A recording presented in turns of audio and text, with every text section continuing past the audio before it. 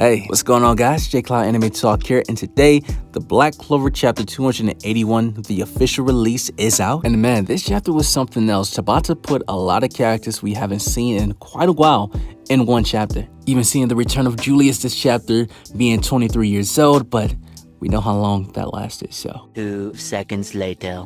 Got a lot to say about Julius, however, because him revealing himself as a kid to the entire capital is a huge deal. But we also got some good lore this chapter too, so let's dive into it. Black Clover Chapter 281, The Ancient Demons.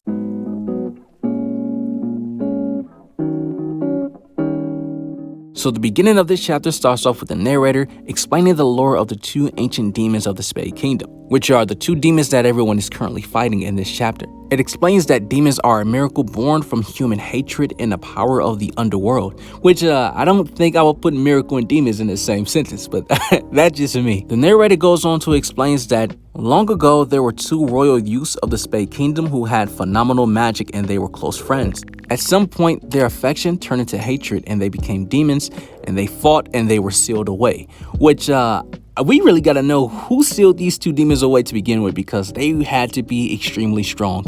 Because I honestly do find this backstory intriguing. Lumiere had to deal with one ancient demon, which was licked, but someone had to deal with two of them, or it just was a collective effort. But obviously, from this chapter, we see that everyone else, every other mage is doing a collective effort trying to stop one of these demons this chapter, and it's not working. So these guys who stopped these two ancient demons in the past had to be very strong. Xenon explains to Langris and Yuno that the Grenburial family was guarding those two ancient demons. We woke them up and released them to distract you guys. With so many mages here, will the Clover Kingdom be able to protect itself? Which is a good point, because Noct did summon the greatest mages of the Clover Kingdom to invade the Spade Kingdom, but they had no choice but to do that. We also find out that the ancient demon that Mereoleona is fighting is absorbing the mana through its wings and is getting stronger, which is ridiculous, because they are just getting stronger by the second. These guys are like Hawk. They are nothing but tanks, just constantly getting stronger. So these ancient demons are a bigger problem than we thought. Back at the Clover Kingdom, Julius starts to explain that in his current state, he is no match for that ancient demon. Julius then asks Damnatio, I know you're not a magic knight, but I'm going to need your power.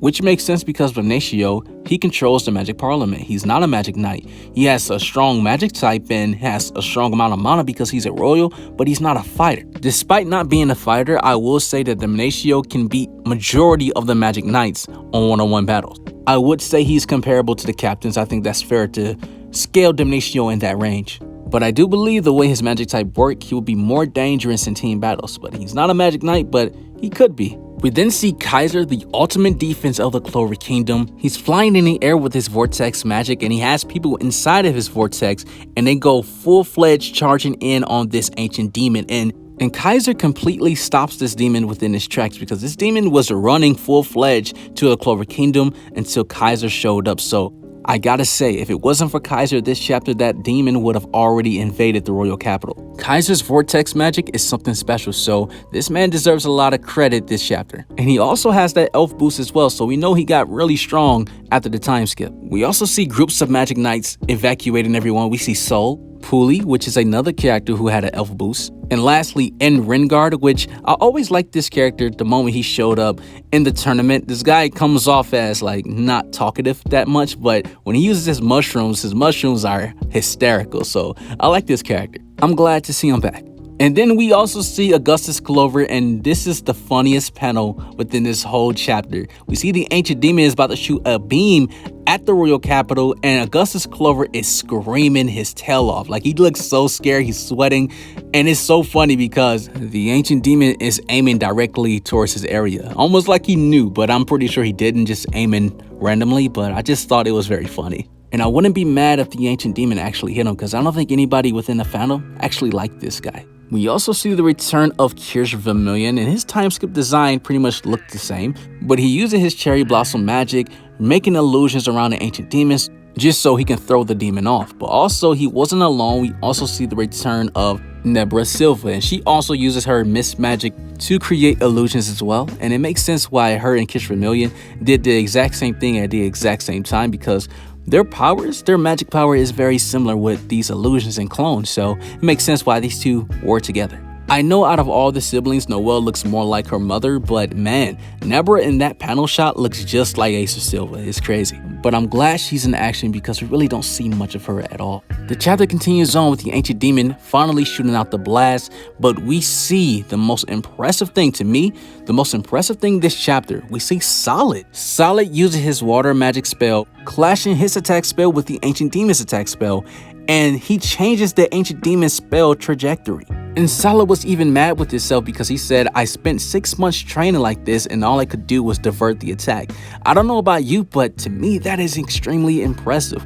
Solid should not be upset because if he was trying to pretty much negate that entire blast, you still done enough because that blast was heading straight to Augustus Clover, and he saved Augustus Clover's life, so maybe he'll get a promotion just like Seke. Who knows?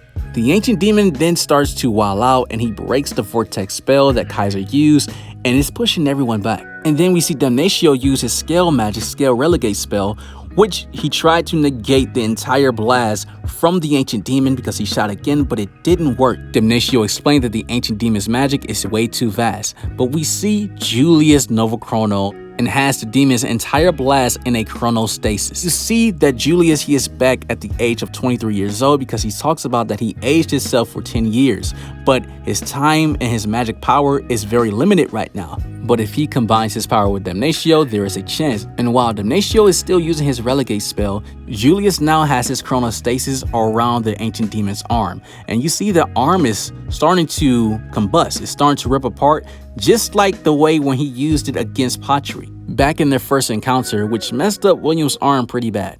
And while Julius is using his chronostasis spell, he just saying once more, give me power, because he knows that this is all he had. And then the very next panel, his time runs out and he's back as a little kid, which surprised everyone. Everyone's like, wait, Wizard King? Since the public saw this, they're going to view this as, wow, we lost our Wizard King, because this is something that Damnatio and all the Magic Knights were trying to hide from everybody, that Julius was back as a little kid.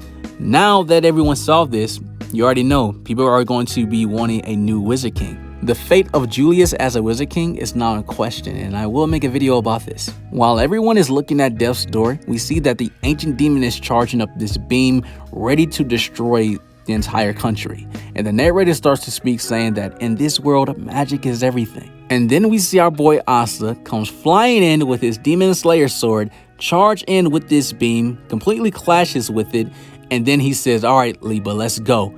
Devil Union mode.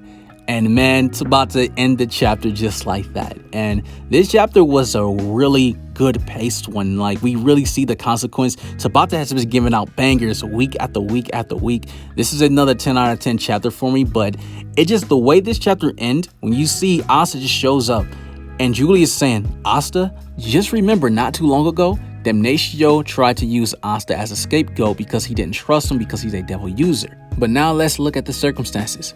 The Clover Kingdom was seconds away of getting destroyed, and everyone used magic power to stop it, but it wasn't enough. Because in this world, everything is about magic.